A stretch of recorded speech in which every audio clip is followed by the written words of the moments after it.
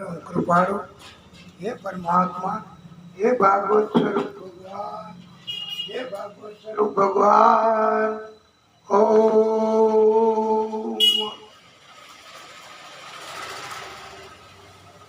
जय जय शनिदेव महाराज, प्रभु जय जय शनिदेव महाराज। जन के संकट हरने वाले जय जय शनिदेव महाराज। तुम सूर्य पुत्र बलधारी, तुम सूर्य पुत्र बलधारी। वय मानत दुनिया सारी, साधत दुर्लभ काज। जय जय शनिदेव महाराज, जय जय शनिदेव महाराज। प्रभु जय जय शनिदेव महाराज। सूर्य पुत्र बलशाली, सूर्य पुत्र बलशाली। भय मानत दुनिया सारी। तुम धर्मराज के भाई, जब क्रूरता पाई। जन गर्जन करते आवाज, जय जय शनिदेव महाराज, जय जय शनिदेव महाराज। प्रभु जय जय शनिदेव महाराज। तुम नील देव विकराली, तुम नील देव विकराली। जय जय शनि महाराज। तुम कर लो हे गदा रहे साज, जय जय शनिदेव महाराज। तुम हो स्वामी हम चरणन, तुम हो स्वामी हम चरणन। जय जय शनि महाराज। पूर्ण हो जन जन की आस, जय जय शनिदेव महाराज। तुम भूपति रंग बनाओ, तुम भूपति रंग बनाओ। निर्धन श्री छत्र धराओ, समस्त हो करण ममता। जय जय जय शनि महाराज, जय जय जय शनि महाराज। प्रभु जय जय जय शनि महाराज। राजा को राज मिटाओ, राजा को राज मिटाओ। निज भक्तों फेर दिवायो, निज भक्तों फेर दिवायो। जगत में हो गई जय जयकार, जय जय जय शनि महाराज। यहाँ पूजा देव तिहारी, कर दिन भाव तेरी बारी, कर दिन भाव तेरी बारी। अंगीकृत करो कृपाल, जय जय जय शनि महाराज, जय जय जय शनि महाराज। प्रभु जय जय जय शनि महाराज।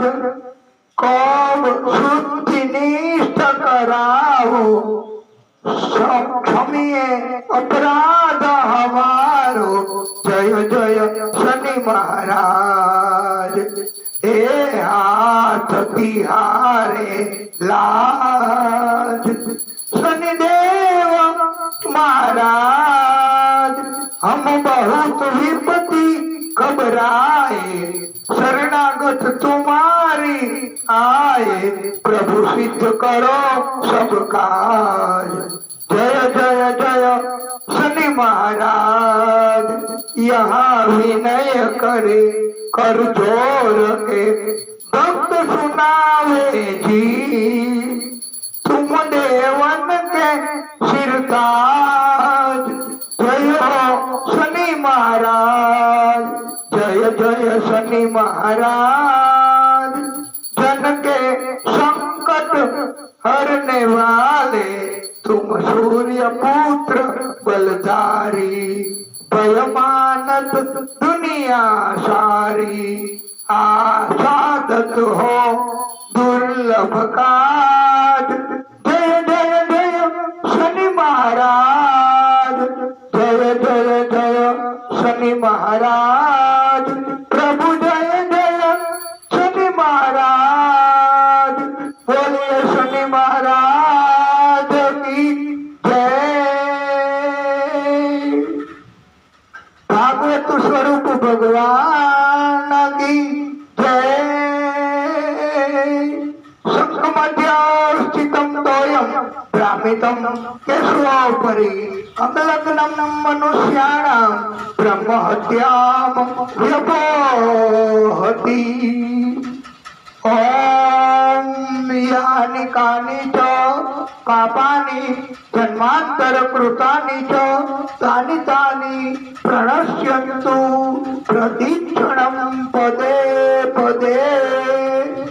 नमः सर्वहितार्थाय जगत आधार हेतवे साष्टांगो अयं प्रणामस्ते प्रयत्नेन मया कृतः। अकाल मृत्युम करणम सर्वव्याधि विनाशनम विष्णु पादोदकम पित्वा पुनर्जन्म न विद्यते।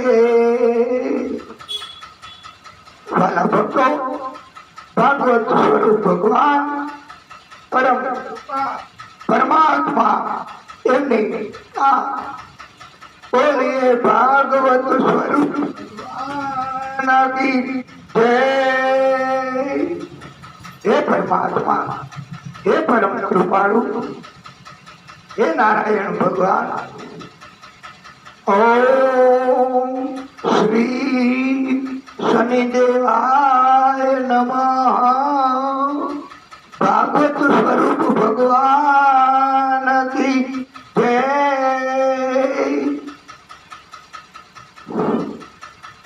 अजब अनोखी तेरी माया जिसको कोई समझ न पाया। अजब अनोखी तेरी माया जिसको कोई समझ न पाया। तेरी सबसे अलग विधान तेरा सबसे अलग विधान। जय जय जय शनि महाराज जय जय जय शनि महाराज। प्रभु जय जय शनि महाराज। छोड़ के सारी दुनियादारी शरण में आया मैं अनाड़ी। दे दो मुझे भक्ति का दान। हे प्रभु हे शनिदेव अपनी कृपा અને આપ અમને ભક્તિના દાન આપજો પ્રભુ। શનિદેવ પાસે આપણે બધાએ ભક્તિ માંગવાની છે અને એમની કૃપા તો જ આપણે કઈ ને કઈ કરી શકીએ, નહીંતર બહુ અઘરું પડે વાલા ભક્તો। શનિદેવની કૃપા વગર એમની કરુણા વગર આ દુનિયા જગત એમાં ઘણા પ્રકારના મનુષ્યો હોય છે। પ્રભુની ભક્તિ વગર તમે કોને કોને પહોંચી શકો, તમે કઈ કઈ પ્રોબ્લેમ કઈ કઈ ઉલઝન સુલઝાવી શકો અને વાલા ભક્તો, જીવનમાં ઘણી વખત એવું આવે છે, એવું થાય છે.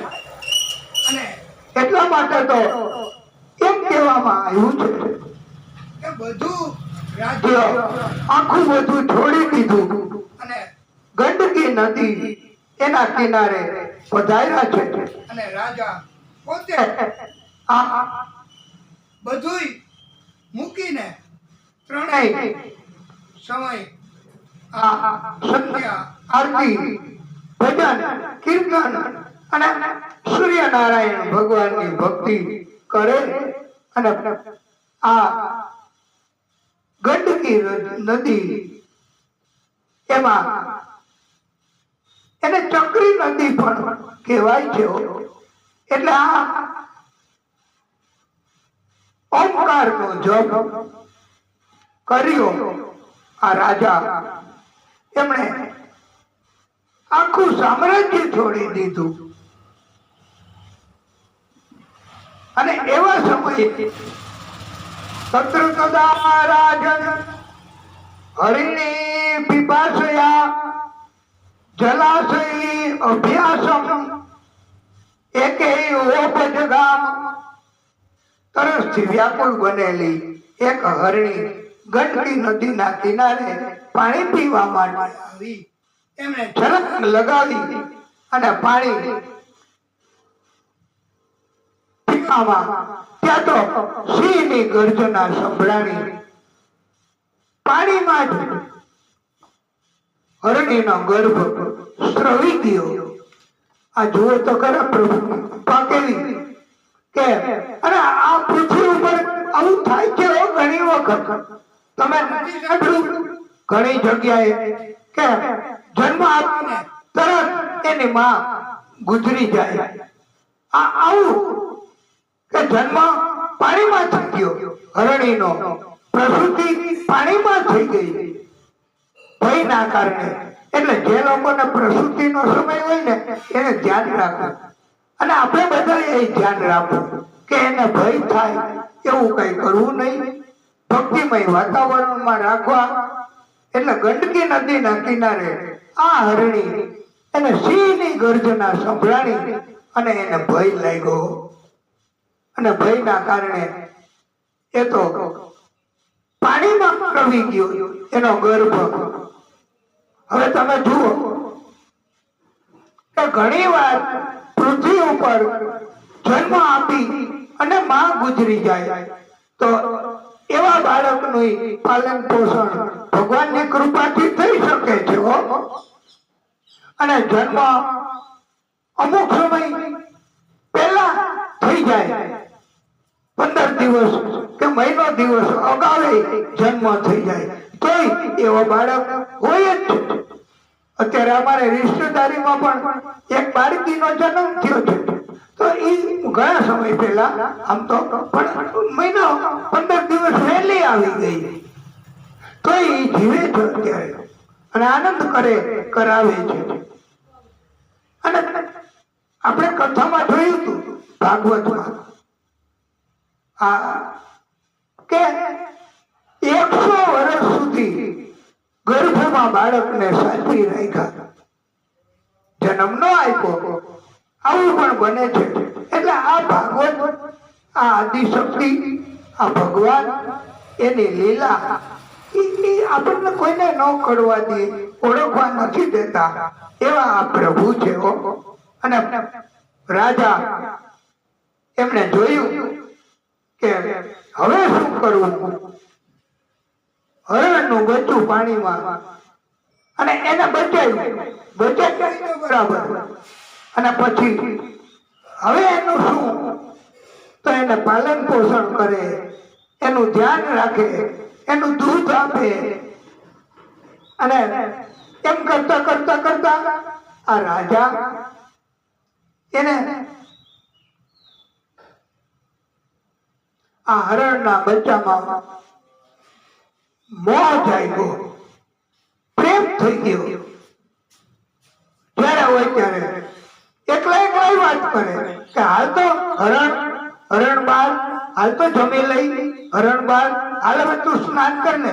આવી રીતે હરણમાં માયા લાગી અને આ હરણ તો ત્યાંથી એકવાર બીજા હરણાઓ નીકળ્યા અને જોયું તો એમને એમ થયું હરણના બચ્ચાને કે અહીંયા આ જંગલમાં આ મારી જેવા જ આટલા બધા કોણ છે?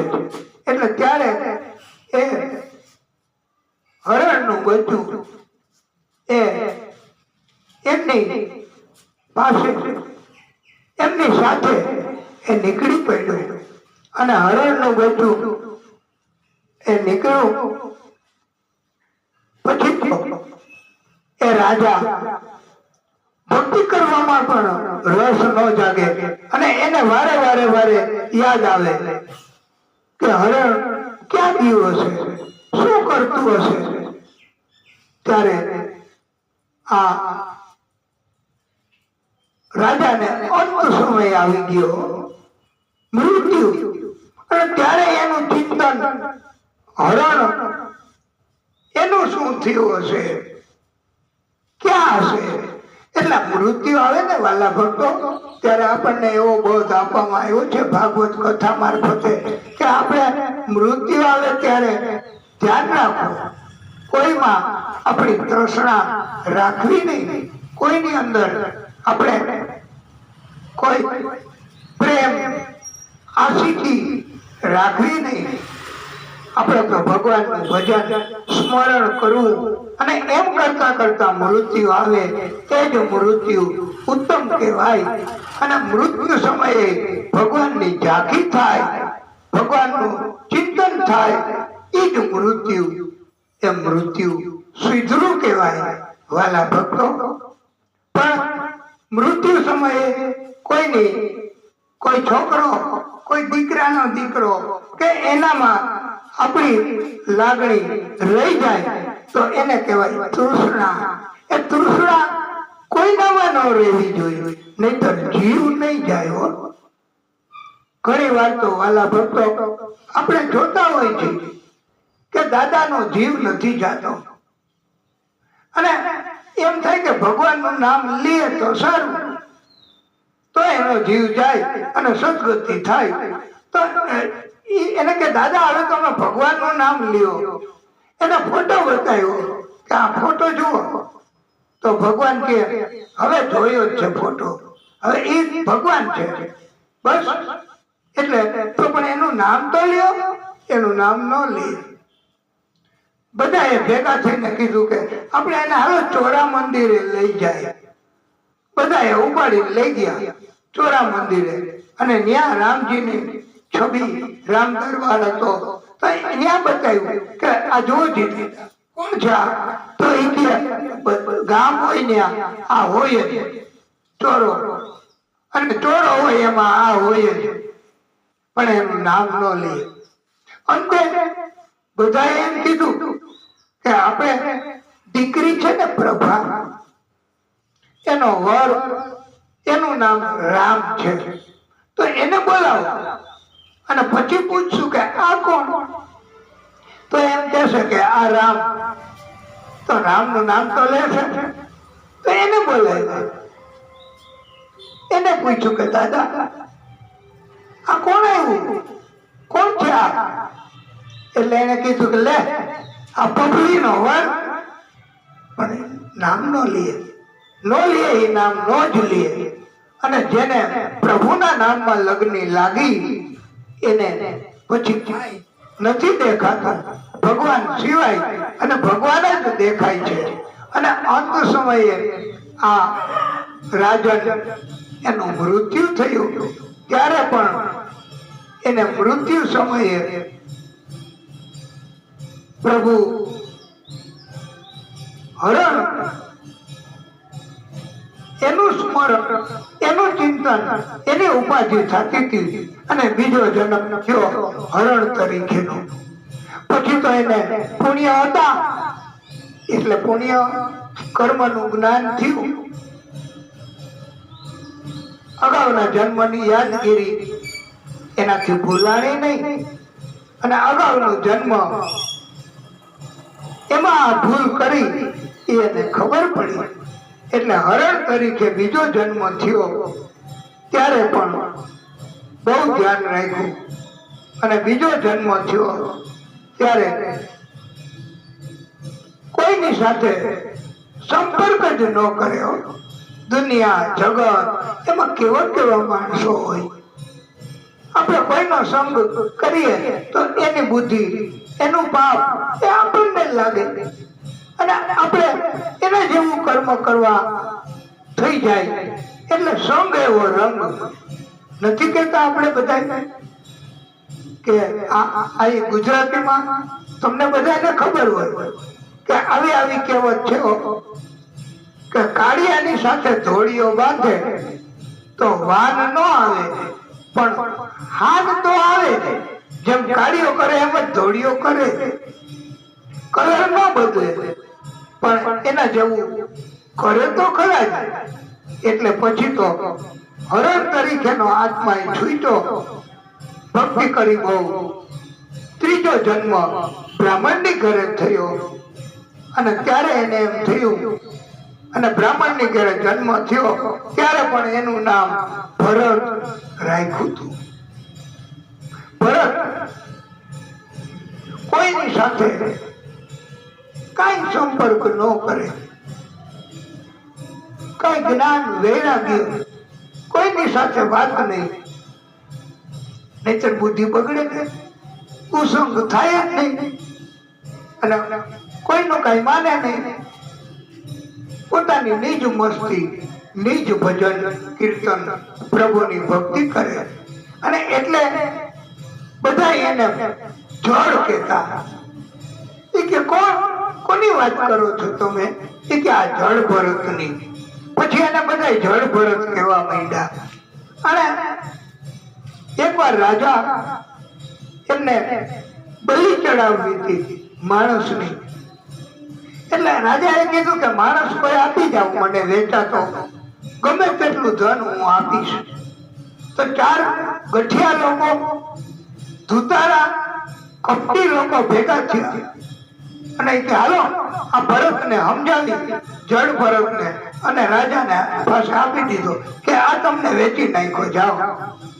ધન બહુ લીધું, ભાગ પાડીને વયા ગયા. રાજાએ ભદ્રકાલી માં એને બલિ ચડાવવા માટે આ યજ્ઞ કર્યો. ભદ્રકાલી માં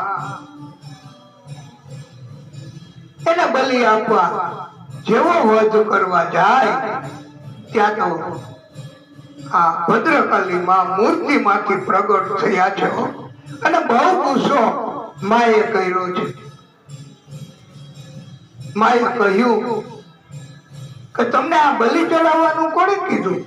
જીવતા માણસોની હત્યા એ મારે નથી જોતી, મને આ પસંદ નથી. અને તમે બધા આ અપરાધ કર્યો છે. ભદ્રકાલી માં, કાલી માં એમને બધાને તલવારથી મારી નાખ્યા છે. આહા. અને બધાએ માફી માંગી છે કે હે માં અમને માફ કરો. અને ભદ્રકાલી માં એમને એમ હતું કે હું ભક્તનો બચાવ કરું ત્યાં સુધી બરાબર, પણ આ ભક્ત કેવા? આ ભરત, આ જળ ભરત નિજ ભક્તિ 3 જન્મ સુધી ભક્તિ કરે એ આ ભરત.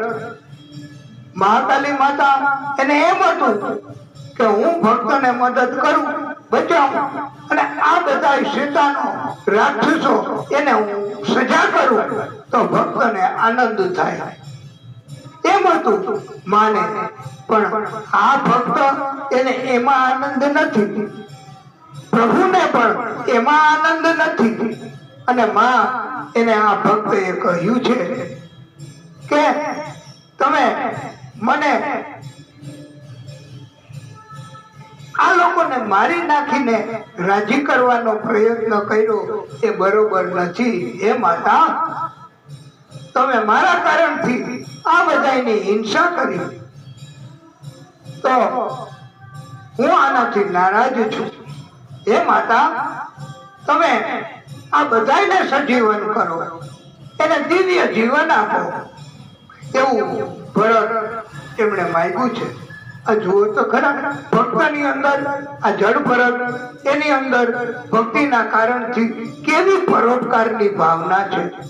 નહીતર તમને કોક હેરાન કરે અને એને કોક મારે તો તમને આનંદ થાય કે મને હેરાન કરતો તો 2 મહિનાથી અને મને બહુ ત્રાસ દીધો છે આ માણસે, તમે એને માર્યું એ બરોબર માર્યું, આપણે આનંદ થાય.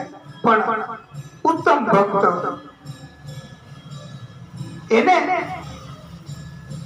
કોઈ હેરાન કરે, કોઈ ત્રાસ આપે તો પણ ભક્તને એવું નથી હોતું કે તમે મને ત્રાસ આપે છે એને તમે મારો, મૃત્યુ કરો, હાનિ કરો. ભક્ત તો હંમેશા પરોપકારી હોય છે. એટલે જળ ભરતજી એ પણ પરોપકારી ભક્ત અને પરોપકારની ભાવના એ આ ભદ્રકાલીમાં એને પણ એમ થયું કે આવું ક્યારેય બન્યું નથી ભરતજી. અને ભદ્રકાલી માએ ભક્તના કહેવાથી બધાને સજીવન કર્યા, દિવ્ય જીવન આપ્યું છે. એટલે ભરતજી ઈ કોઈ કામ કરતા નહીં, કોઈનામાં ધ્યાન આપતા નહીં. કોઈ ધ્યાન રામજી કા ખેત એમ કે બસ ધ્યાન ખેતરે ધ્યાન રાખવાનું મૂકે ભરતને તો એમ કે રામજી કી ચીડિયા, રામજી કા ખેત, ખાઓ રે મેરી ચીડિયા, ભર ભર પેટ, આવું બધું આવે છે. અને ત્યાંથી એક રાજા સિદ્ધુ સોવીર દેશનો રહુગણ રાજા નીકળો, થોડોક વિશ્રામ કર્યો, પાલખીમાં બેઠા બેઠા એ પાલખી ઉંચકવા વાળા 4 જણા હતા. એમાં એક પાલખી ઉંચકવા વાળો એ અસમર્થ બન્યો, બીમાર થઈ ગયો હોય છે, કઈક એવો ટાઢિયો તાવ આવી ગયો હોય છે. એ કે હું નહીં પાલખી ઉપાડી શકું, મારી તબિયત બરોબર નથી, કે કઈ માથું દુખતું હોય છે કે કઈક હશે ખરું. હવે એ તો જીવ હોય. પણ અને પછી તો રાજાએ કીધું કે જાઓ ગામમાંથી કોકને બોલાવી આવો. એટલે ગામમાંથી આ તો આ બીજું કોણ હોય, આ ભરતને ગયા, જળ ભરતને. અને એ કે પાલખી તો ઊંચે. હવે સંસારની ગતિ અને સાધુની ગતિ એમાં ફેર તો પડે જ ને. એટલે ભરતજી તો જીવ જંતુઓ અને એને બધાને બચાવે. પણ જીવ જંતુ કેટલા હોય, વાસ્તવમાં તો આ સંસારી માણસોની ગતિ અને સાધુની ગતિ એમાં ફેર પડે. સાધુ કદાચ થાકે નહીં, મોટા ડગલા ભરી શકે. સંસારી હોય એ નાના નાના ડગલા ધીમે ધીમે હાલે અને થકી જાય. એટલે એમાં ફેર હોય ગતિમાં. એમાં જળ ભરતજીની ગતિ અને બીજા મજૂરોની ગતિ એમાં ફેર પડ્યો છે. ત્યારે રાજા એની પાલખી વારે વારે વારે વારે એનું માથું ભટકાય અને રાજાને કષ્ટ થાય. રહુગણ રાજાએ પછી તો કહ્યું છે કે તમે આવું કેમ કરો છો? ત્યારે 3 મજૂરોએ કહ્યું કે આ ચોથો આવ્યો છે ને ઈ આવું કરે છે, ઈ સરખો નથી ચાલતો. ત્યારે રાજા જળ ભરતજી એમણે કહ્યું છે કે તું બરાબર ચાલ, નહીતર હું તને મારી નાખીશ. જળ ભરતજીએ કહ્યું કે રાજા, અત્યાર સુધી તમે મને કીધું કે મારા શરીરને લાગુ પડતું હતું, મને મારા શરીરમાં કોઈ મોહ નથી. પણ હવે તમે કહો છો કે હું તને પતાવી દઈશ, તને મારી નાખીશ. તો હે રાજન, મને કોઈ મારી શકે નહીં, હું આત્મા છું. આત્મા એને કોઈ મારી શકતું નથી, કોઈ નુકસાન ન કરી શકે આત્માનું. શરીરને કષ્ટ થાય. માટે રહુગણ રાજા એ તો તરત જ સમજી ગયા હો. અને રહુગણ રાજાએ એમ કહ્યું કે તમે બ્રાહ્મણ તો નથી ને? રાજાએ કહ્યું, હું બ્રાહ્મણથી ડરું છું. આ જગતમાં ગમે તે માણસ હોય, ગમે તેટલો બળવાન, તો એ બહુ તો આપણને મૃત્યુ કરે અને આ જન્મ બગડે. પણ બ્રાહ્મણ, એને જો હેરાન કરીએ, બ્રાહ્મણને કષ્ટ થાય અને બ્રાહ્મણને તકલીફ પડે તો આ જન્મ નહીં પણ જન્મ જન્મ બગડે છે, એમ ભાગવતજીએ કહ્યું છે. આ રઘુગણ રાજા એમણે કહ્યું છે કે તમે બ્રાહ્મણ તો નથી ને, તમારો અપરાધ થઈ ગયો, હું માફી માંગુ છું. ત્યારે રઘુગણ રાજાને આ ભરતજીએ, જળ ભરતજીએ ઉત્તમ એવો બોધ આપ્યો છે અને એમ સમજાયું છે, હે રઘુગણ રાજા, તમે પરમાત્મા શ્રી હરિના ચરણમાં તમારું ધ્યાન કેન્દ્રિત રાખો,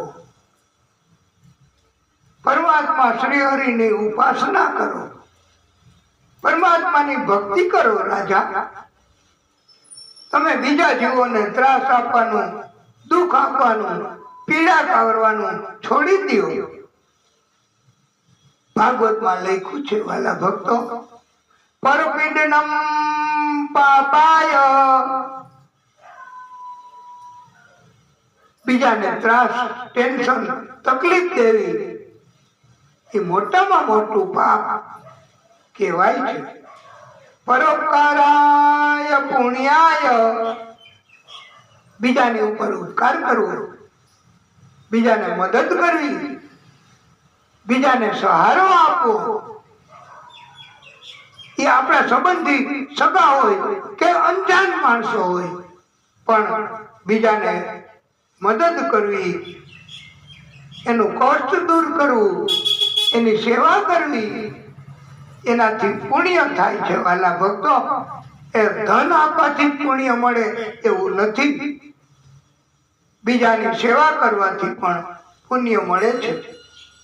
રાજાએ કહ્યું, મેં રાજવીપણાના અભિમાનના કારણે બીજાને ત્રાસ આપ્યા છે, અપમાન કર્યા છે.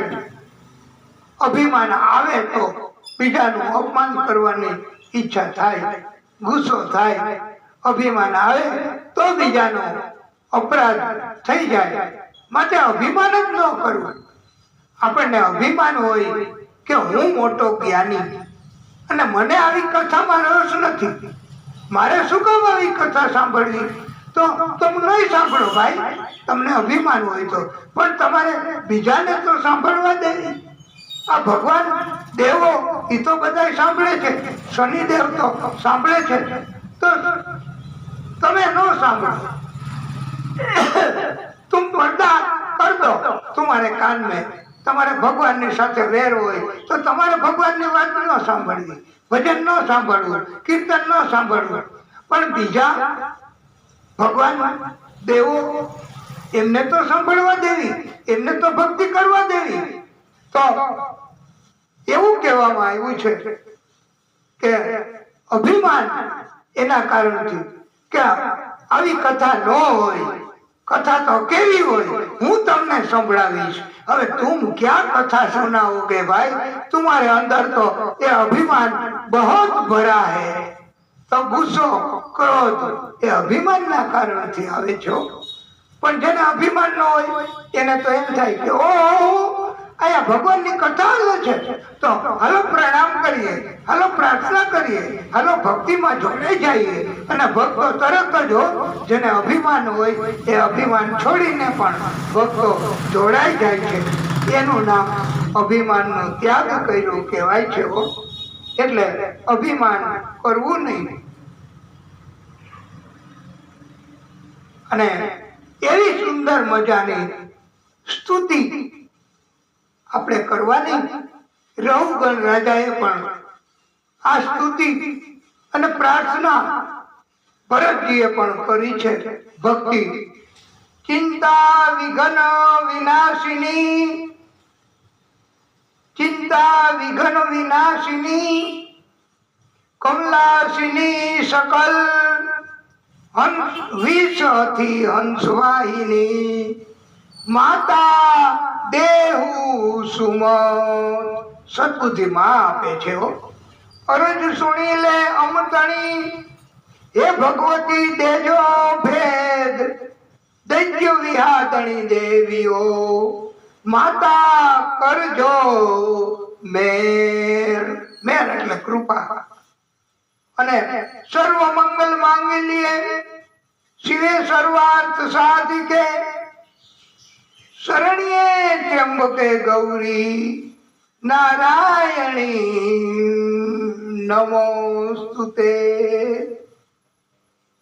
હવે દિવ્ય સ્તુતિ આ ભક્તો કરે છે, આપણે પણ કરીએ. હે જગ જનની હે જગદંબા હે જગ જનની હે જગદંબા માત ભવાની શરણ લેજે આદ્ય શક્તિમાં તું આદિ અનાદિ અરજી અંબા ઉર્મા લેજે. હે જગ જનની હે જગદંબા અરજી અમારી ઉર્મા લેજે. કોઈના નિશાનનું કોઈના તીરનું નિશાન બનીને દિલ મારું તું વિંધાવા દેજે. હું ઘા સહી લઉં ઘા કરું નહીં એવી અંબા શક્તિ દેજે. હે જગ જનની હે જગદંબા માત ભવાની શરણે લેજે. હોય મેરું સરખું દુઃખ મુજને મને જો પર્વત જેટલું દુઃખ હોય ને હે માં તો પણ હોય મેરું સરખું દુઃખ મુજને રંજ એનું ના થાવા દેજે. અને જો રજ સરખું દુઃખ હોય બીજાને એક માત્ર રજ જેટલું પણ દુઃખ હોય ને માં તો મને એ દુઃખમાં ભાગ લેવાની તક આપજે. હોય રજ સરખું દુઃખ બીજાનું તો રોવા દે બે આંસુ દેજે. અમૃત મળે કે ના મળે મુજને હે માં આશીષ અમૃતમય તું દેજે. ઝેર જીવન ના પી હું જાણું પચાવવાની તું શક્તિ દેજે.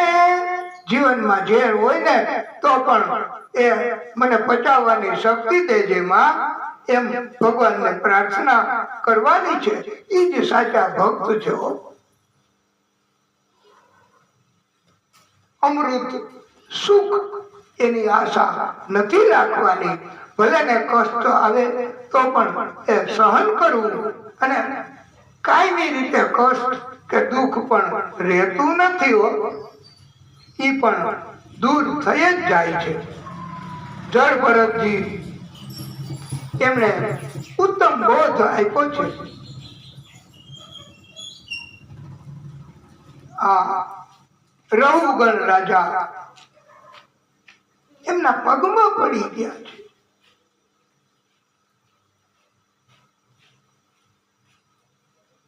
જળ ભરતજી એમનો છેલ્લો વંશજ એ વીર જ હતો. અને હવે સુખદેવ પ્રભુ એમણે દ્વીપ ખંડ પર્વતો એમની કથા સંભળાવી છે. વાલા ભક્તો, બધી કથા સંભળાવવી પડે. કોઈ કથા ન સંભળાવે તો પછી મોક્ષ નથી થતો. કથા મોટે ભાગે બધી જ કલ્યાણકારી હોય છે. એટલે દીપો એની કથા સંભળાવી, લોકાલોક પર્વત એની કથાઓ સંભળાવી, ગ્રહોની ગતિ એની કથા સંભળાવી, સૂર્ય આભા મંડળ એની કથા સંભળાવી, ચંદ્ર એની ગતિ એની કથા સંભળાવી, ચંદ્ર ઉપરાંત રાહુ એ સિંહિકાનો પુત્ર છે, અમૃતપાન કરીને અમર થઈ ગયો, એ રાહુની કથા પણ સંભળાવી. સૂર્ય, ચંદ્ર અને રાહુ એના ગ્રહણ એની કથા સંભળાવી છે, પાતાળોની કથા સંભળાવી છે કે આ ધરતી પૃથ્વી એની નીચે 7 પાતાળો છે અને પાતાળોમાં પણ મનુષ્ય બધા જીવે છે, રહે છે. અને પાપ કર્મ કરવાથી ભગવાન સજા કરે છે. પરલોકના પાપ કરીએ, કથા કોઈ કરતા હોય તો એને આપણે ત્રાસ દેવા જાય, કથાને બંધ કરાવીએ, કથાને વિઘ્ન આપીએ તો એ પ્રભુના અપરાધ કહેવાય. તો આવા ભગવાનના અપરાધ થઈ જાય તો એકેય જન્મમાં છૂટે નહીં. અને ભગવાનનો અપરાધ થાય તો ભગવાન એની વ્યવસ્થા રાખી છે સજા કરવાની. વાલા ભક્તો, હા, એ ભગવાનનો અપરાધ થઈ જાય તો નરકની સજા થાય. અને નરક કેટલી જાતના? 28 જાતના નરક. તામિસ્ત્ર, અંધતામિસ્ત્ર, મહારૌરવ, કુંભીપાક, કાળસૂત્ર, અસીપત્રવન, શંકરમુખ, રૌરવ, કૃમિ ભોજન, સમદ્રસ, તપ્તસુર્મી, વ્રજકંટક શાલ્મલી, વૈતરણી, પુયોત, લાલભક્ષ, અયપાન, અવિચી, રક્ષોગણ ભોજન, શુલ્પ્રોત, ક્ષાર્મકર્દમ, દંડસુખ, અવટ નિરોધન, પર્યાવર્તન, શુચિમુખ, અંધકુપ, પ્રાણરોધ, વિલસન, સારમેયદન. આમ 28 પ્રકારના નરક છે અને નરકની સજા આપણે તો વર્ણન પણ જો કરીએ ને ભાગવતમાં, અને અમે તો આ નરકની સજા અને એના વર્ણન બહુ ઓછું કરીએ છીએ, કારણ કે આપણે પછી આ જગતમાંથી વૈરાગ આવી જાય એવું પણ બને. પણ ભક્તિ કરવી એમ કહેવાનું છે. એટલે આવા પ્રકારના નરક એમાંથી બચવાનું કહ્યું છે. અને પરલોકના પાપ અપરાધ ઈ કેવા કે પારકું ધન, બાળકો એને ઉપાડી જવા, સ્ત્રીઓને ઉપાડી જાવી, બ્રાહ્મણો, વેદો એનો અપરાધ કરવા, નિર્દોષ માણસો એને શિક્ષા કરવી, આ અન્યાયાધીશોને લાગુ પડ્યો. આ શનિદેવ મોટામાં મોટા ન્યાયાધીશ તરીકે કામ કરે છે, એની ક્યારેય ભૂલ ન થાય. અને ઘણા આ પૃથ્વી ઉપર ન્યાયાધીશ તો સમાજમાં એવો અનુભવ થાય કે આને ખોટી સજા કરવી હો, પણ ન્યાયાધીશની દ્રષ્ટિમાં એ બરોબર હોય તો એને બરોબર સજા કરવી હોય. એમ ભગવાન નરકની સજા કરે છે. અને પરીક્ષિત રાજાએ તો કહ્યું છે કે પ્રભુ આપ એવી કઈક ગુરુદેવ અમારી ઉપર એવી કઈક કૃપા કરો કે અમારા પાપ અત્યાર સુધીના નાશ પામે અને અમારે નરકની સજા ભોગવવી ન પડે હો. આવો બધાયને પ્રશ્ન હોય, કારણ કે આપણે બધાએ કોઈ ને કોઈ પાપ તો કર્યા જ હોય, એ તો આપણને જ ખબર હોય, ભીતર કે ભીતર જાણે. આપણા કર્મની વાત આપણા હૃદયને ખબર હોય, એટલે આપણાથી એવા કર્મ થઈ ગયા હોય જાણતા અજાણતા, તો આ આપણને લાગુ પડે છે આ કથા કે કર્મ પાપ કર્મો થઈ ગયા હોય તો એનો નાશ થઈ જાય એવું કંઈક અમને બતાવો ગુરુદેવ. ત્યારે એમ કહ્યું છે કે તમારા પાપ કર્મ એનું પ્રાયશ્ચિત કરવું અને પછી ક્યારેય એવા પાપ કર્મો કરવા નહીં. અને તો તમને પ્રાયશ્ચિત કર્મ કરવાથી મુક્તિ મળશે અને પાપ કર્મોમાંથી તમે બચી શકશો અને તમે પુણ્યશાળી બની શકશો અને પછી તમે નરકની સજા નહીં ભોગવવી પડે. આવો ઉપદેશ આપ્યો છે અને પંચમ સ્કંદ પૂર્ણ કર્યો છે. છઠ્ઠો સ્કંદમાં પણ એવો ઉપદેશ આપ્યો છે કે બધા મનુષ્યો વાણી, શરીર, મન એનાથી ઘણા પાપ કાર્યો કરે છે. આવા પાપ કાર્યો માટે પ્રાયશ્ચિત કર્મ કરવા અને પૃથ્વીલોક એના પાપ થઈ ગયા હોય તો પૃથ્વીલોકની સજામાંથી બચવા માટે પણ એમ કહેવાય છે કે એ માગે એ આપી દેવું. દંડ જેટલો હોય એટલો ભરી દેવો સરકારને અને સજા જેટલી કરી હોય ન્યાયાધીશ મહોદય શ્રીએ તો એ ભોગવી લે. અને ભજન કરવું તો પ્રભુ કંઈક કરે એ ચોક્કસ, એ સત્ય વાત છે.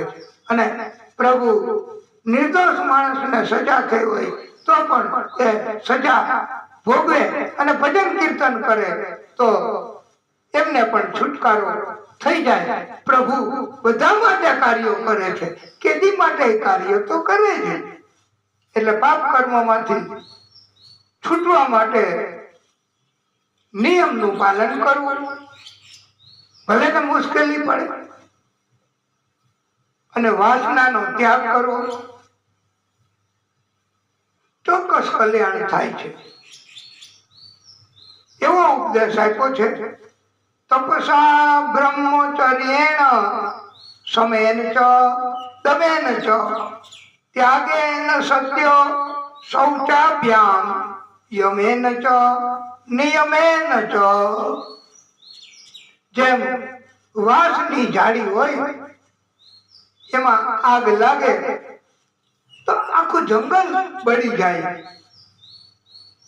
એમ ધર્મજ્ઞ, શ્રદ્ધાવાન, ધીર મનુષ્ય તપશ્ચર્યા, બ્રહ્મચર્ય, ઇન્દ્રિયનું દમન, મનની સ્થિરતા, દાન, સત્ય, બહાર અને અંદરની પવિત્રતા કેળવીને યમ નિયમ આમ 9 પ્રકારે તપ કરીને પરમાત્મા પ્રભુની કૃપા મેળવી શકે અને મોટામાં મોટા પાપોનો નાશ કરી શકે છે. પાપોમાંથી બચી શકાય છે.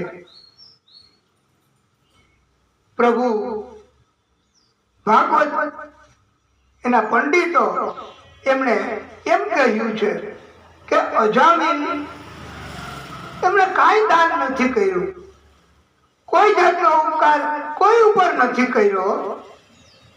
એને તો સંતોએ એમ કહ્યું કે તમે મારે ત્યાં આ તમારા દીકરો કે સંતાન કોઈ થાય તો એનું નામ તમારે ભગવાનનું નામ રાખવું.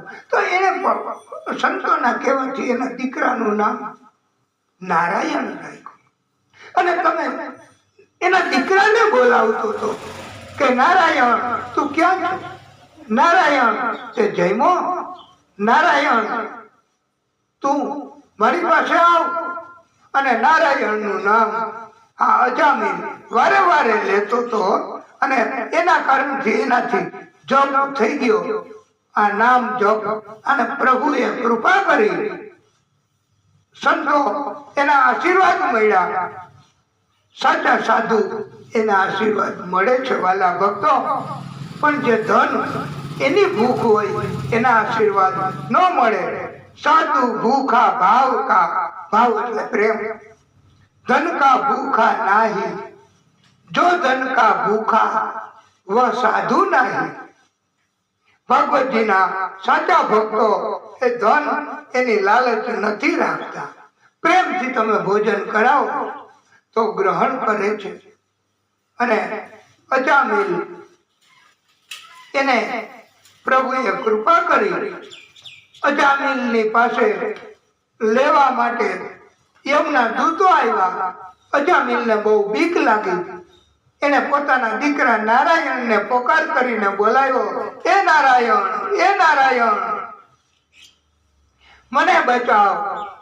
તો નારાયણના પાર્ષદો, ભગવાનના પાર્ષદો આવી ગયા અને યમના પાર્ષદોને ભગાડી મૂક્યા છે. અને આના કારણથી અજામિલે જોયું કે પુત્રના નામે જો ભગવાનનું નામ લેવાઈ જાય તો પણ આત્માનું કલ્યાણ થાય છે, પુણ્ય મળે છે. તો આ આપણી બાજુમાં આ ગોવિંદ, એનું નામ ગોવિંદ. તો ગોવિંદ એમ બોલાવાથી ઓલો ગોવિંદ પણ આવી જાય એમ બની શકે છે, એમ ભાગવત કહે છે. અને ગોવિંદને આ કથા એમાં શ્રદ્ધા. તો ગોવિંદે એને ત્યાં દીકરો આવ્યો હમણાં, હજી થોડાક દિવસો થયા છે. તો એનું નામ દીકરાનું એને ધર્મ એવું રાખ્યું છે.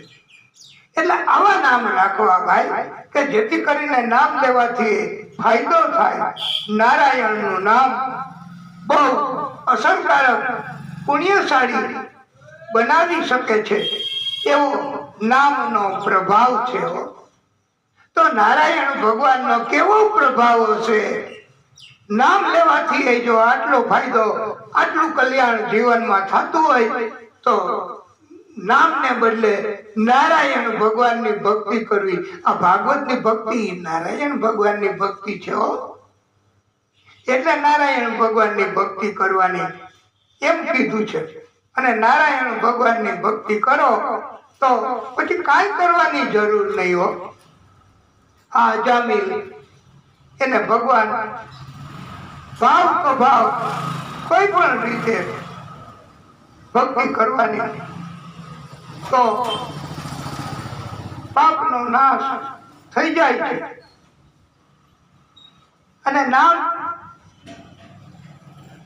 લેવા, નામમાં શું કામ આટલો બધો ફાયદો? કેમ નામ રામ એમ બોલવાથી આટલો બધો ફાયદો, આટલું બધું કલ્યાણ શા માટે? કારણ કે રામ અને એનું નામ એમાં બેમાં કોઈ ભેદ નથી હો. રામની અંદર જેટલી શક્તિ એટલી જ શક્તિ એના નામમાં છે. એટલે નામ અને નામી એમાં કોઈ ભેદ નથી હો. આપણામાં એવું ન હોય. આપણે ગોવિંદ નામ રાખ્યું તો ગોવિંદ હાજર થાય અને કઈ કામ કરી દે તો જ એ કામ થયું કહેવાય. પણ ગોવિંદ નું નામ લેવાથી, આ ગોવિંદ માણસનું નામ લેવાથી ગોવિંદ, તો એનાથી નામ અને નામી તો ગોવિંદે આવવું પડે જાતે કામ કરવા માટે, તો જ કામ થાય. એનું નામ લેવાથી કામ ન થાય. એ કે ગોવિંદે કીધું 5 લીટર દૂધ આપો, તો દૂધ વાળા એમ કે તમે ગોવિંદ ને બોલાવી આવો ભાઈ. તો ઈ કે તો અમે આપશું, ફોનમાં વાત કરાવો. તો એટલે આપણે સંસારની અંદર મનુષ્ય અને નામ એમાં ભેદ છે. એનું મહત્વ ઓછું અથવા વધારે છે. પણ ભગવાનનું નામ અને ભગવાન એમાં કાંઈ ઘટે નહીં હો. બે સરખું જ. રામનું નામ લ્યો તોય એટલી જ અસર થાય જેટલું રામજી આવે અને દર્શન આપે એટલી અસર થાય છે. એટલે નામ અને નામી એમાં કોઈ ભેદ નથી. બેયની એટલી જ શક્તિ છે. એટલે ભાવથી, પ્રેમથી, કુભાવથી, દુશ્મનીથી પણ નામ લેવું.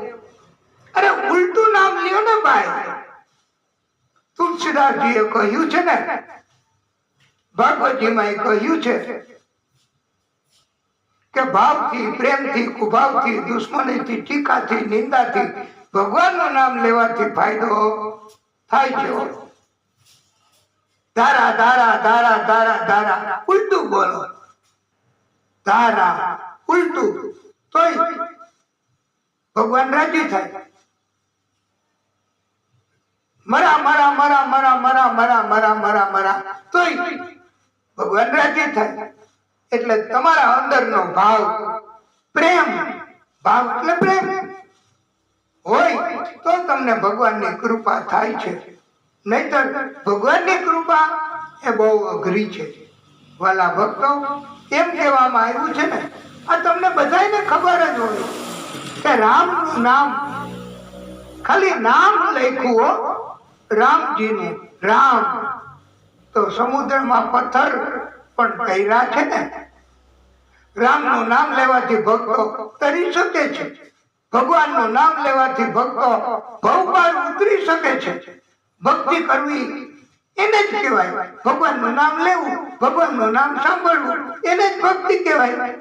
તો ભક્તિ કરવાથી ભગવાન રાજી થાય. ભક્તિ કરવાથી ભગવાન સદગતિ આપે, મોક્ષ કરાવે છે. એટલે અને રામનું નામ લખવાથી આપણા બધાનું પણ કલ્યાણ રામજીનું નામ લેવાથી કે જપ કરવાથી થઈ જાય છે. તો એમ કહેવામાં આવ્યું છે કે જન્મ આપણે લીધો હોય ને તો આપણી ઉપર જન્મની સાથે જ માતૃ પિતૃ ઋણ, માતા પિતાનું ઋણ ચૂકવવું પડે હો. હા, એ આપણે ન ચૂકવીએ તો સદગતિ ન થાય. એટલે માતા પિતાનું ઋણ ચૂકવવાનું, એનું દેવું આપણે ચૂકવવાનું. માતા પિતાનું એના વચનનું પાલન કરવાનું. રામજીની કથામાં નથી આવતું કે એમના પિતાએ વચન આપ્યું હતું તો રામજી વનમાં વયા ગયા. નતર અત્યારે કળિયુગમાં શું હોય એ કે મારા પિતાની પાસે તમે પૈસા માંગો છો ને ભાઈ, 50,000 રૂપિયા, તો તમે એની પાસેથી લઈ આવો. મને શું કામ હેરાન કરો છો? મેં તો કઈ તમારી પાસેથી ઉછીના નથી લીધા, મારા પિતાએ લીધા છે ને. તો અત્યારે આવી રીતે તકરાર, આવા પણ હોય છે મનુષ્યો. કળિયુગ છે ને. રામજીએ એવું નતું કીધું કે મારા પિતાએ તમને વચન આપ્યું ને કે રામને વનવાસ અને તમારા ભરતને રાજગાદી. તો રામજીએ નથી કીધું કે મારે તો રાજગાદી, હું તો મોટો પુત્ર, હું વનમાં નહીં જાઉં. એટલે આ સતયુગ, સત્કર્મ, એનાથી જ ભગવાન રાજી છે. અને તો જ ભગવાન બની શકાય, તો જ ભગવાન જેવું બની શકાય. પણ આપણે માતા પિતાનું ઋણ ચૂકવવું પડે. બીજું ઋણ કોનું? જન્મ થાય આપણો પછી ગુરુમાં ઋષિ આવી જાય અને શિક્ષકો જે કઈ શીખવે એ આવી જાય. એટલે ગુરુનું ઋણ ચૂકવવું પડે. અને ત્રીજું, આપણો જન્મ થાય ને ત્યારે દેવનું ઋણ. એટલે દેવો નથી બધા, 33 કરોડ દેવતાઓ, એમના બધાના ઋણ આપણે ચૂકવવાના. કોઈ દેવ એનો અપરાધ ન કરાય. ઇન્દ્ર હોય, ભાગવત હોય, શનિદેવ હોય, સૂર્યદેવ હોય, કોઈનો અપરાધ ન થઈ જાય એમ જીવન જીવવું અને એમને રાજી કરવા. એટલે તો ભાગવતની કથા કરાવવાની અને બધા દેવો એમની કૃપા મેળવવાની, એમને રાજી કરવાના. તો જ આપણી ઉપર કૃપા થાય અને આપણે કરી શકીએ ભક્તિ. એટલે સુખદેવ પ્રભુએ કહ્યું છે, હે રાજન, એકવાર ભગવાન શ્રી હરિના દર્શન કરવા માટે હરિના ધામમાં સંકાદિક ઋષિઓ કે આદિશક્તિએ પ્રાગટ્ય કર્યું છે. પ્રભુએ પોતે 4 ઋષિ સ્વરૂપમાં એ ભગવાનના દર્શન કરવા 6 દરવાજા તો પસાર કર્યા, સાતમા દરવાજે બે ચોકીદારો હતા. એમણે એમની ચેષ્ટા કરી, ઠેકડી કરી. એના હાથમાં સોટી હતી, સોટી જેવું હતું, એનાથી એનું અપમાન કર્યું. અને આ બે પ્રભુના પાર્ષદો એ જય અને વિજય હતા. એને આ શંકાદિક ઋષિઓએ શ્રાપ આપ્યો છે અને કહ્યું છે કે તમારે પૃથ્વી ઉપર 3 જન્મ લેવા પડશે. અને ભગવાનને પણ કીધું છે કે તમારા પાર્ષદોએ આવું કર્યું, માટે તમારે પણ અવતાર લેવો પડશે. અને એનો નાશ તમારા સિવાય કોઈ નહીં કરી શકે. એટલે આવો શ્રાપ દેવ આ જય અને વિજય એમને મળ્યો છે.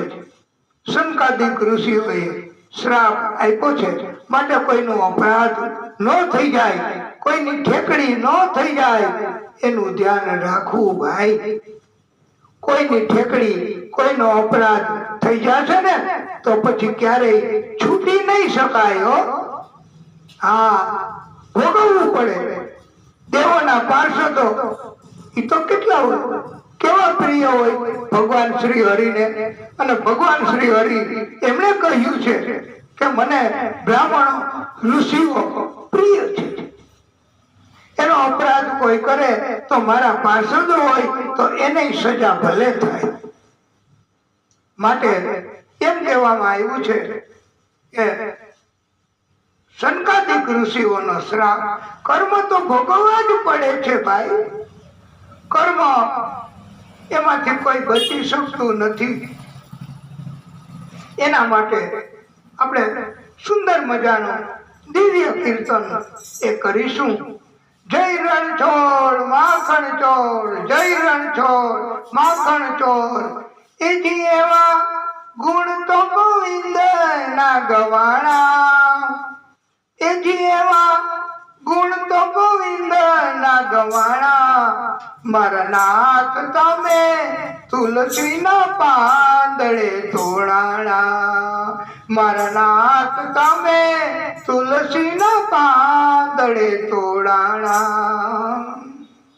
કર્મનો સંગાથી તારું કોઈ નથી, એ જીના જુદા જુદા લેખ લખ્યા એના નોખા નોખા લેખ.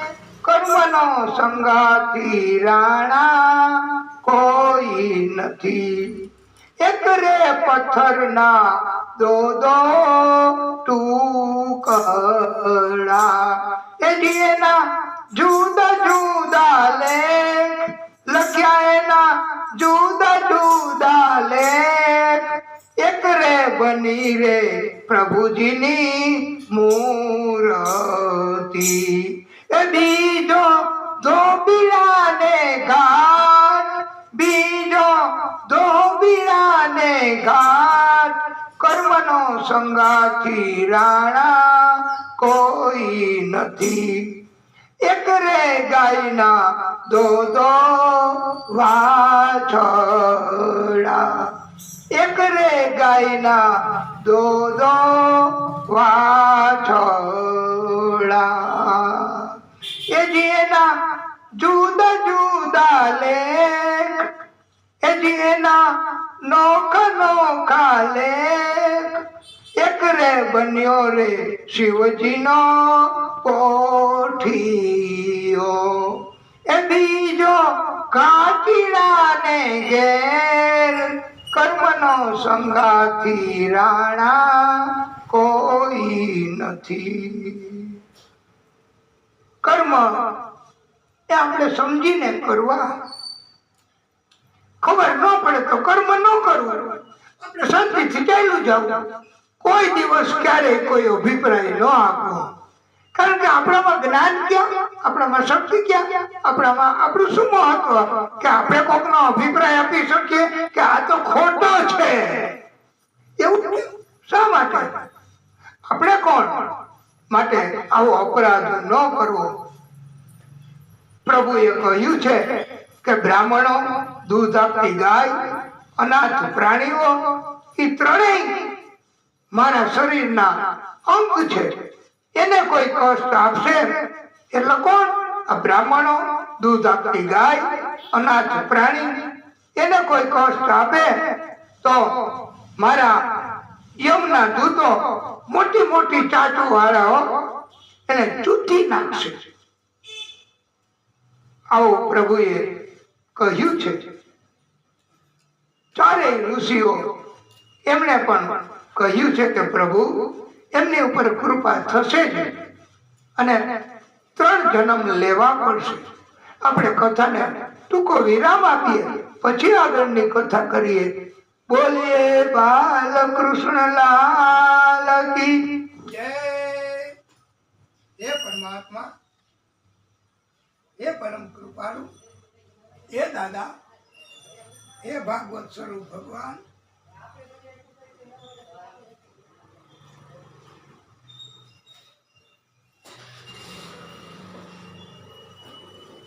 હે ભાગવત સ્વરૂપ ભગવાન, હે પ્રભુ